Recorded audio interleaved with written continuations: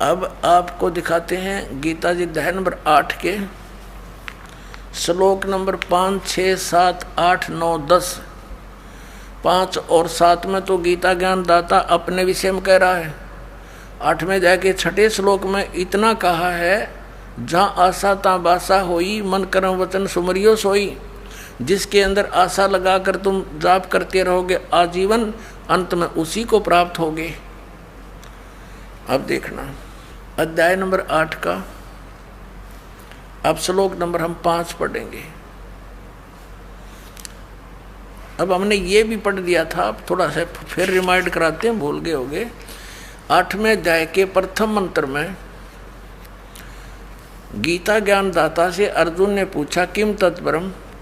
आपने 7वें अध्याय के 29वें श्लोक में जिस तत्परम को तत् ब्रह्म, उस ब्रह्म को, संपूर्ण अध्यात्म को, संपूर्ण कर्मों को जानते हैं, वो जो मेरे शरण होकर जरा और मरण से छूटने के लिए प्रयत्न करते हैं, वे पुरुष तत्ब्रह्म को,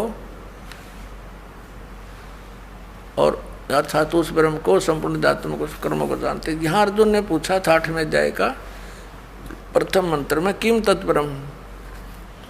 इस गीता ज्ञानदाता ने 8वें अध्याय के 3रे श्लोक में, 8वें अध्याय के ये 3रे श्लोक में उत्तर दिया, वह परम अक्षर ब्रह्म है। अब हम 8वें अध्याय के ये 5वें श्लोक में कहता है, जो पुरुष अंत काल में भी मुझको ही सुमरण करता हुआ शरीर को त्याग कर जाता है, वह मद भावम, यानी मेरे भाव को प्राप्त होता है, मेरे में भावित रहता है। इसका अर्थ ये है, ये गलत लिखा है, इससे इसमें कुछ भी संशय नहीं। और 6ठे में ये बताया है कि ये नियम है, यम माने ये नियम है। ये देखना, अब हम 6ठा पढ़ रहे हैं। कुंती पुत्र, मनुष्य अंत काल में जिस भी भाव को समरण करता हुआ शरीर का त्याग करता है, उसको ही प्राप्त होता है। सदा उसी भाव से भावित रहता, तद्भाव भावती, तद्भावम तद्भाव भावती। ये क्या बताया है कि जो अंत में उसी जिसके आस्था रहेगी उसी को प्राप्त होगा, जहाँ साता वासा हुई। और यहाँ 7वें में कहा है कि इसलिए सब प्रकार से सब समय में मेरा स्मरण कर, अनुस्मर, मेरा स्मरण कर और युद्ध भी कर, मुझ में अर्पण किए हुए मन बुद्धि युक्त होकर तो निसंदेह मुझे प्राप्त होगा। अब 8वें में फिर क्या कहा है कि यदि अब अभ्यास योग युक्तेन चेतसा, यहाँ देखना इनके अनुवाद नहीं का पढ़ते हैं। हे पार्थ, ये नियम तो पहले वाले में था। हे पार्थ, परमेश्वर के ध्यान के अभ्यास रूप योग से युक्त दूसरी ओर न जाने वाले चित्त से, यानी उस परम अक्षर ब्रह्म के, हे पार्थ, ये नियम है कि परमेश्वर के ध्यान के अभ्यास रूप योग से युक्त दूसरी ओर न जाने वाले चित्त से निरंतर चिंतन करता हुआ मनुष्य परम दिव्य पुरुष, यानी परम अक्षर ब्रह्म को, उस परम प्रकाश रूप दिव्य पुरुष परमेश्वर को ही प्राप्त होता है ना। उससे दूसरा हो गया गीता ज्ञानदाता से। और 9वें में फिर कहा है, इसमें स्पष्ट भी किया है कवियम पुराणम, पर इसको अभी छेड़ेंगे नहीं, लंबा चैप्टर बन जाएगा। कवि का अर्थ बाद में देखेंगे। जो पुरुष सर्वज्ञ अनादि सबके नियंत्ता, सूक्ष्म से अति सूक्ष्म, यानी सबके नियंत्ता, गीता से ज्ञानदाता से अन्य है, वो सबका मालिक और सबके धारण पोषण करने वाला, वो मूल जड़ रूपी परमात्मा, अचिंत स्वरूप और आदित्य वर्णम, सूर्य की सदृश प्रकाश रूप, नित्य चेतन, आदित्य वर्ण माने सूर्य की तरह तेजों में है, उसका प्रकाश में शरीर है भगवान का। अविद्या से अति परे, अविद्या से अति परे शुद्ध सच्चिदानंद घन ब्रह्म परमेश्वर का स्मरण करता है जो व्यक्ति। अब हम 8वें अध्याय का 10वां श्लोक पढ़ रहे हैं। 9, 8, 9 हमने पढ़ लिया, जिसमें गीता ज्ञानदाता किसी अन्य परम अक्षर ब्रह्म की महिमा बता रहा है। उसकी भक्ति करता हुआ वह भक्ति युक्त पुरुष अंत काल में योग बल से, योग बल माने भक्ति की शक्ति से, भ्रकुटी के मध्यम में प्राणों को अच्छी प्रकार स्थापित करके फिर निश्चल मन से श्रवण करता हुआ उस दिव्य परम पुरुष को, उस परम अक्षर ब्रह्म को ही प्राप्त होता है। श्रीमद् भगवद गीता अध्याय नंबर 17 के श्लोक नंबर 23 में गीता ज्ञानदाता कहता है उस परम अक्षर ब्रह्म के पाने का, सच्चिदानंद घन ब्रह्म के पाने का 3 मंत्र का जाप है। ओम तत्सत, अपना तो इसने सार्वजनिक कर रखा है, और तत् और सत का इसको ज्ञान नहीं, क्योंकि इसने उस समय आवेश में आकर के परमात्मा के उस ज्ञान का नाश कर दिया। फिर परमात्मा आकर वो ज्ञान बोलते हैं स्वयं अपने अन्य रूप धारण करके, तो ये इसके एजेंट समझ नहीं पाते। परमात्मा इस तरीके से उसको अपनी वाणी में छुपा कर जाते हैं, फिर या स्वयं आते हैं या अपना दास भेजकर अपने बच्चों तक उस ज्ञान को फिर सार्वजनिक कराते हैं। अब 17वें अध्याय के 23वें श्लोक को फिर दिखाते हैं आपको, देखिएगा। ये श्रीमद् भगवद गीता 17वें अध्याय का 23वां श्लोक दिखाते हैं, अध्याय नंबर 17 का ये 23 नंबर मंत्र है। ओम तत्सति, ओम तत्सत इति निर्देशः ब्रह्मणे त्रिविध समृतः ब्राह्मणा तेन वेदा च यज्ञा च विहिता पुरा। ओम ओम तत् तत् सत सत। ओम तो सीधा है, तत् और सत ये गुप्त है, सांकेतिक है। ऐसे यह 3 प्रकार का सच्चिदानंद घन ब्रह्म का नाम कहा है, वो परम अक्षर ब्रह्म का नाम कहा है। अब ये क्या स्पष्ट हुआ कि श्रीमद् भगवत गीता में गीता ज्ञानदाता ये ऑप्शन छोड़ रहा है कि उस परम अक्षर ब्रह्म के पाने की विधि उस सूक्ष्म वेद में है। उस ज्ञान को तू तत्वदर्शी संतों के पास जाकर समझ, वो सच्चिदानंद घन ब्रह्म की वाणी में निहित है। अपने आत्मा ये 3 अक्षर का मंत्र जो है ये साधना है। अब क्या है, जैसे हमारा जो इष्ट है वो तो परमात्मा सतपुरुष कबीर साहब है, हमारे इष्ट देव अनंत कोट ब्रह्मांड के रचनहार कुल के मालिक ये कबीर साहब, कबीर देव, कबीर परमेश्वर जी हैं, जो बनारस में काशी शहर में एक जुलाहे की भूमिका करके तत्व ज्ञान का प्रचार करके अपनी समर्थता का प्रमाण दे करके सह शरीर आए थे, सह शरीर चले गए थे। ये हमारे पूज्य इष्ट देव हैं। अब जैसे हमें जल की महिमा का पता है और जल प्राप्त करने के लिए हमने जो भी साधन अपनाने पड़ेंगे, जो साधना करेंगे, वो तो मजदूरी है, वो साधना है। और उद्देश्य क्या है, वो जल प्राप्ति है, वो हमारा उद्देश्य है।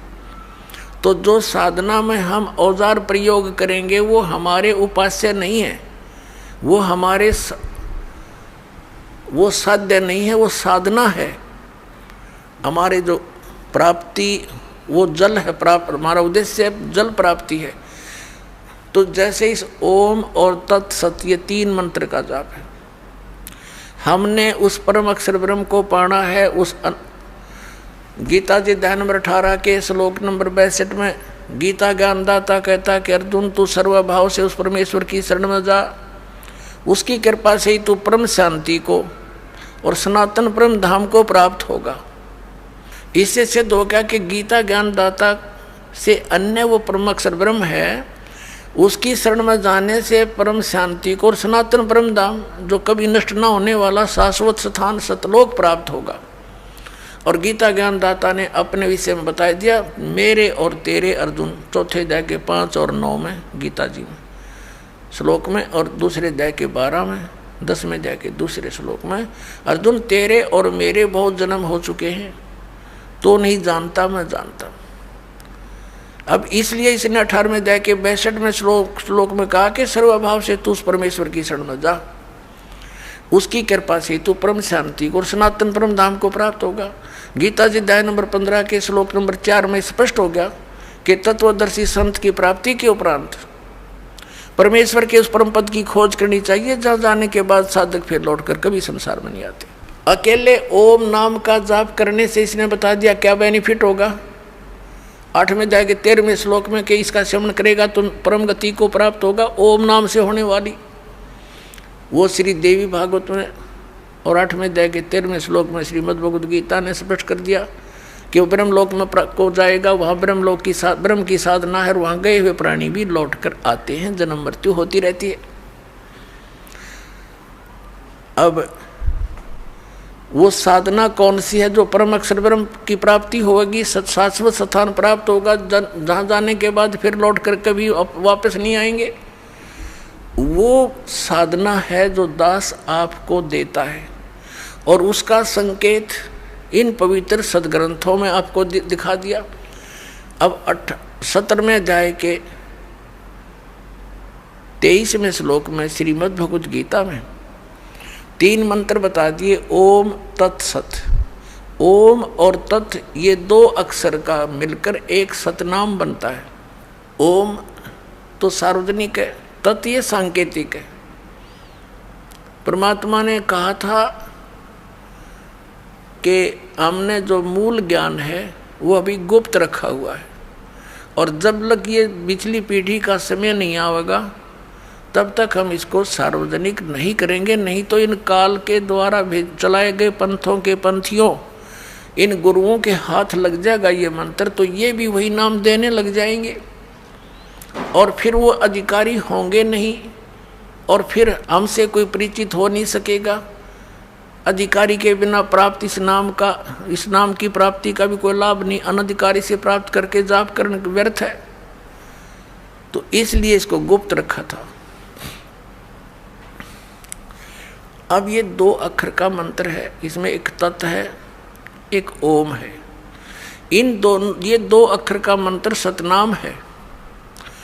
अब इसका कितना काम है?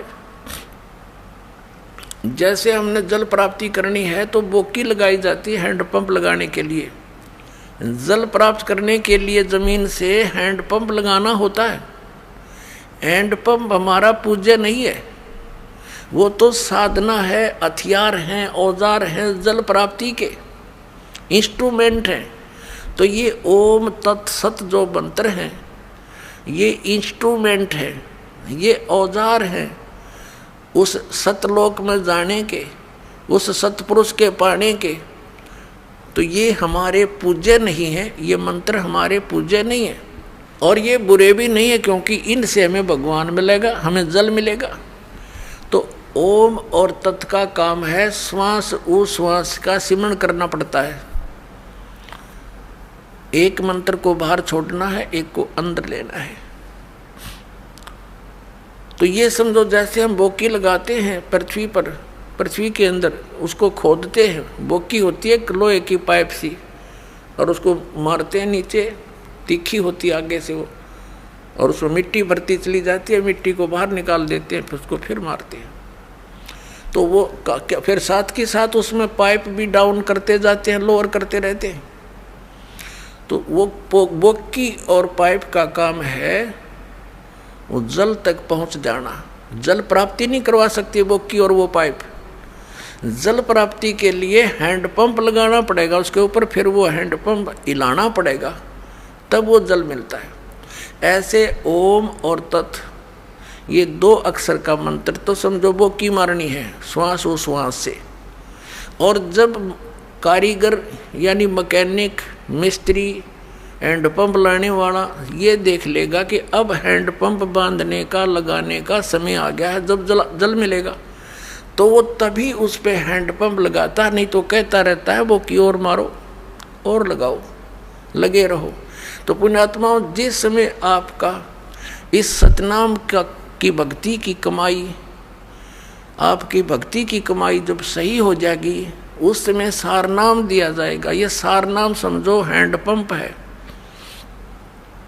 और हैंडपंप का भी फिर सिमरण करना है, उसकी मजदूरी करनी है, उसकी साधना करनी है, तब वो जल मिलेगा। तो ये तीनों मंत्र आदि नाम भी कहते हैं, सार नाम को आदि नाम, और सतनाम को कहते हैं 2 अक्षर का, ये ओम और एक तत्। तो इन तीनों मंत्रों के साधना से हमें परमात्मा मिल जाएगा।